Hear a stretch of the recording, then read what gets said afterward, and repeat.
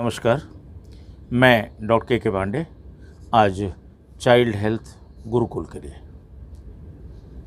आज हम डिस्कस करने जा रहे हैं ऐसे बच्चों के बारे में जो खाने में बहुत नानुकर करते हैं। फर्स्ट चाइल्ड,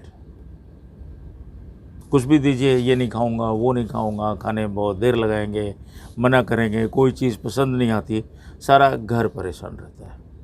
उनको कैसे डील करें? पहली चीज़, ये बच्चे की गलती नहीं है, पूरे परिवार जब चाहेगा तब ये सुधार हो पाता है। एक जॉइंट फैमिली है या एक फैमिली में 4-5 लोग हैं, माँ बाप तो चाहते हैं भाई ये चीज़ करें, लेकिन दादा दादी नहीं चाहते, नाना नानी नहीं चाहते, अंकल नहीं चाहते कोई। नंबर 2, इसमें बहुत ज़्यादा रोल जंक फूड का है। Chocolate, toffee, ice cream, chips, burger, Kurkure, pizza वगैरह वगैरह। कई पेरेंट्स मुझसे बात करते हैं और कहते हैं साहब थोड़ा बहुत तो बच्चा खाएगा। अब ये थोड़ा बहुत कितना होता है ये मुझे नहीं समझ आती। हफ्ते में 1 बार, हफ्ते में 2 बार, हफ्ते में 3 बार, क्योंकि ये चीज़ें तो नुकसान करती हैं। अब इनको कैसे हमें कंट्रोल करना है, उसके बदले में क्या सब्स्टिट्यूट्स लाने हैं, ये चीज़ें हम आपको इसमें डिटेल में बताने जा रहे हैं। ये बताना इसलिए ज़रूरी है कि छोटे बच्चों में भी 3-4 ऐसी परेशानियां आने लगी हैं जो उनके आगे की सेहत के लिए काफ़ी ख़राब है। जैसे ब्लड प्रेशर होने लगा छोटे बच्चों में भी, बच्चों में टाइप 1 डायबिटीज़ होने लगी है जो कि ठीक भी नहीं होती, और उसमें ज़िंदगी भर इंजेक्शन चलते हैं। बच्चे का और परिवार के लिए काफ़ी मुश्किल हो जाती है। नंबर 3, वेट बढ़ जाता है। ओबेसिटी जो है एपिडेमिक बन चुका है, काफ़ी बच्चों में ओबेसिटी पाई जा रही है।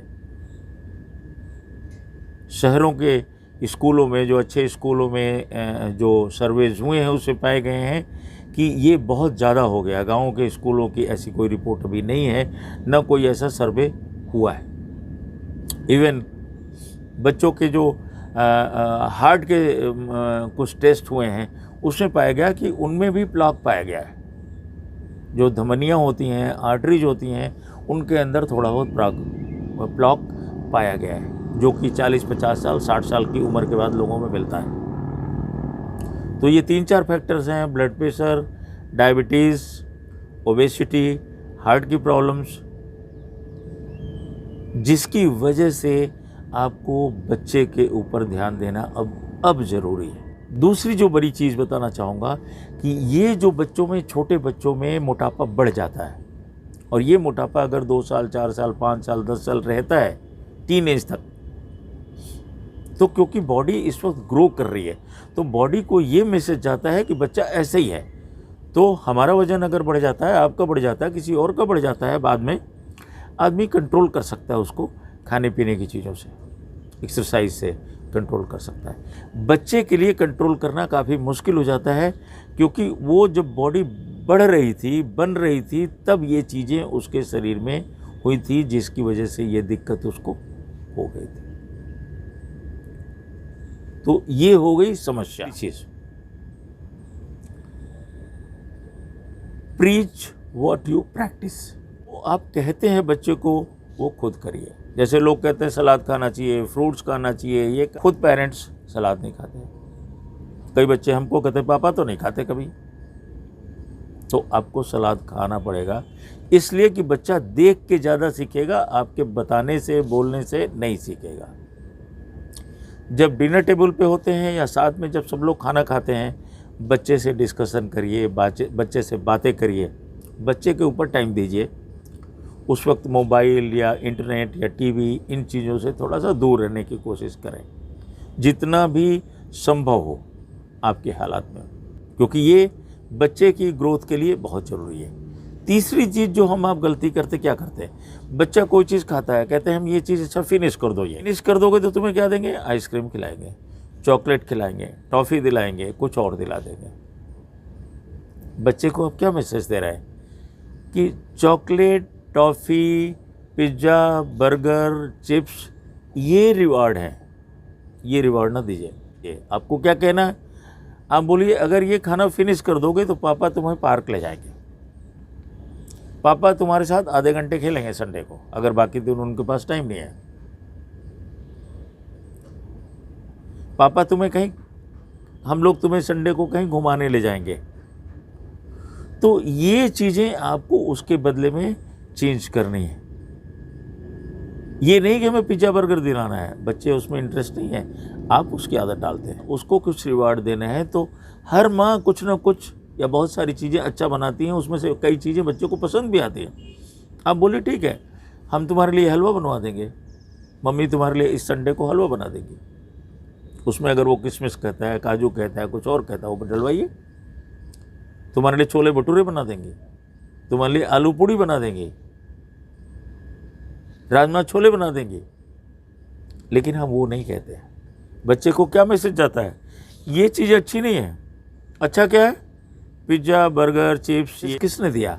आपने दिया, मैंने दिया, परिवार ने दिया। ये आपको रोकना है। फिर कई बार बच्चा नहीं खाता, खाना नहीं चाहता, उसकी भूख नहीं है। हमारे आपको भी कई बार होता, मन नहीं करता खाने को।